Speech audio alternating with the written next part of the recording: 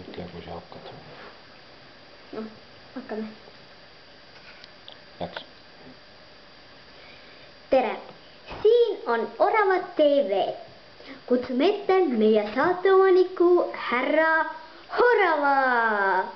Orav, palun tulge siia. Tere! Mina olen Orav. Mina olen selle saate täielik omanik. Mulle meeldib olla saatejuht. Täna räägime jõuludest. Jõulud on ilus aeg. Jõuludel pannakse üles puuski ja kaunistusi. Ka meie oleme täna oma televiisori ära ehtinud. Näe, see kaunis jõuluhe on nii ilus. Kuid edaspidi tuleb meile rääkima meie teine saatejuht härra Päkapikk. Rääkima tervislikust toidust ja heast toidust.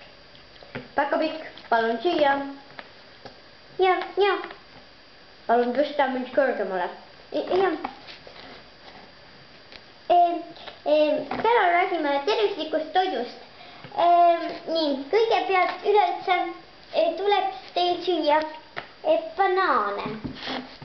Banaanid on väga tervislikud, nad on kollased ja nii maitsvad. Nad on sellised natuke limased ja jube head. Banaanid on väga tervislikud. Nii, siin on meil 3 banaanivennakest. Tere, banaanivennakesed, mis teete seal? Me oleme söögiks valmis. Ahah, teid on 3, jah? Kas te olete kõik vennad või olete lihtsalt kaksikud või jah? Me oleme kõik me oleme kolmikud. Ahah. Aga kas kutsume veel teie sõpru väga tervislikku toitu siia ette? Ja, võib küll, näiteks apelsini, tema on minu parim sõber. Ja, kohe kutsume. Siia tuleb kohe teie ette apelsin, keda inimesed kah väga armastavad. Ta on üks kaubanduskeskuse parimaid puuvilju. Kõik inimesed söövad alati apelsini, see on nii hea. Tere, mina olen apelsinitädi. Oi, tere apelsinitädi. Kust sina siia said? Eks tulid Ameerikast, eks? Siin tuuakse suurte laevadega siia, sealt, kus apelsinid kasvavad.